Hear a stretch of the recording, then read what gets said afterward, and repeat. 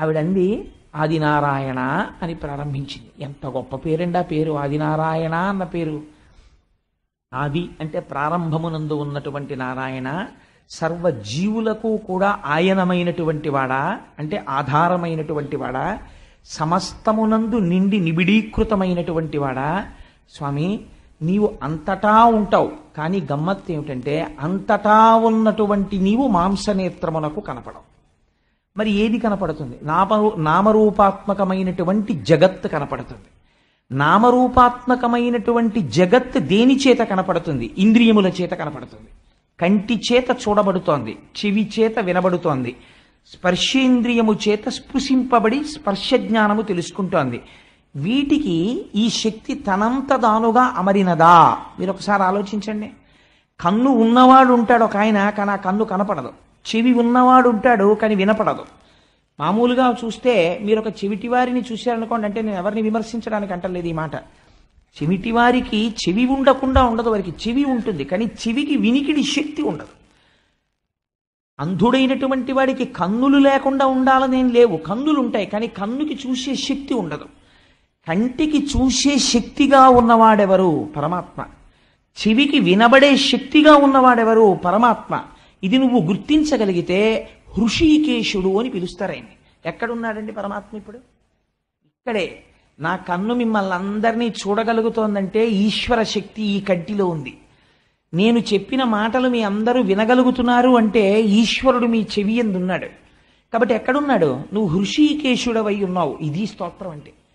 స్తోత్రం అంటే ఏదో పుస్తకం పట్టుకుని చదవడం కాదు, ఈశ్వరుడు యొక్క తత్వమును గుర్తించి పరవశించి అనకుండా ఉండలేక అనగలగడాన్ని స్తోత్రం అంటారు. స్తుతి చెయ్యడం.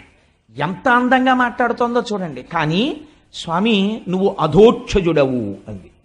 అదేమిటి? హృషీకేశుడు అంటే ఇంద్రియములకు బలమునిచ్చేవాడు, ఆయనే బలాన్ని ఇస్తున్నాడు. ఆయన ఉండబట్టి కన్ను చూస్తోంది, కానీ ఎవరు శక్తినిస్తే కన్ను చూస్తోందో ఆ కన్ను వెనక్కి తిరిగి ఆయన్ని చూస్తుందా? చూడలేదు. చెవి ఆయన శక్తినిస్తే వింటోంది, వెనక్కి తిరిగి ఆయన యొక్క నామాన్ని లేదా ఆయనని చూడగలదా? చూడలేదు. స్పర్శేంద్రియము ఆయన ఇచ్చిన శక్తి చేత ఒకరు ముట్టుకుంటే తెలుస్తోంది ముట్టుకున్నారని, కానీ ఆయన యొక్క శక్తి ఇందులో ఉన్న ఆయనని స్పర్శేంద్రియము గ్రహించగలదా? గ్రహించలేకపోతోంది. ఇంద్రియములు నీ చేత భాషిస్తున్నాయి, కానీ ఇంద్రియములు నిన్ను మాత్రం కనుక్కోలేకపోతున్నాయి. ఎంత గమ్మత్తుగా అమరిక పెట్టేశావయ్యా. పటకార మన చేత్తో పట్టుకుంటాం, కానీ పటకార ఎప్పుడైనా చేతిని పట్టుకుంటుందా? ఎప్పుడూ పట్టుకోలేదు. ఎప్పుడైనా పట్టుకుంటే గిన్నెని పటకారతో పట్టుకుని దింపుతున్నారు మీరు, కానీ పటకారని తనంత తాను గిన్నె పట్టుకుని వేడిపాల గిన్నెని దింపు అని మీరు అనండి. పటకార వెళ్ళి పట్టుకు దింపుతుందా? దింపదు. ఏది పట్టుకోవాలి? నీ చెయ్యే పట్టుకోవాలి. పటకారని ఎంత విప్పాలో అంత విప్పి ఆ గిన్నె అంచుని పట్టుకుని గట్టిగా పట్టుకుని పాల గిన్నెని కింద పెట్టేంత వరకు పటకారతో ఉంచి మళ్ళీ విప్పి తీసి పటకారని పక్కన పెట్టేస్తున్నారు. కాబట్టి పటకార యందు వేడిపాల గిన్నెని పట్టుకోగలిగినటువంటి శక్తి ఎక్కడి నుంచి వెళ్ళింది? చేతిలోంచి వెళ్ళింది. చేతిలోంచి వెళ్ళి పటకారని పట్టుకుని పటకార ద్వారా గిన్నెని పట్టుకుంటోంది. కానీ ఈ పటకార తిరిగి ఎప్పుడైనా సరే జీవితంలో చేతిని పట్టుకోగలదా? ఎప్పటికీ పట్టుకోలేదు. ఇంద్రియములు ఈశ్వరుడు యొక్క శక్తితో ఇంద్రియం లోకాన్ని చూస్తుంది, కానీ ఇంద్రియము మాత్రం వెనక్కి తిరిగి ఈశ్వరుణ్ణి చూడలేదు.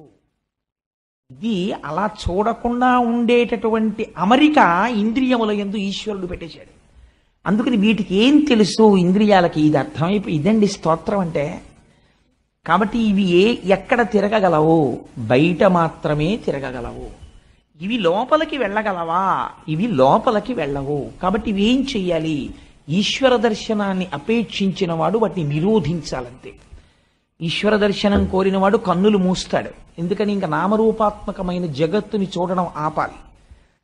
చెవిని వినకుండా వెనక్కి తీసేసుకుంటాడు, వినికిడి శక్తిని. ఏదో శబ్దం అవుతుంది, గ్రహించడు. అంటే మరి ఎక్కడ పెట్టాలి ఇప్పుడు ఆ వెనక్కి తీసేసిన శక్తుల్ని? మనస్సులో పెట్టేస్తాడు తీసుకెళ్ళి.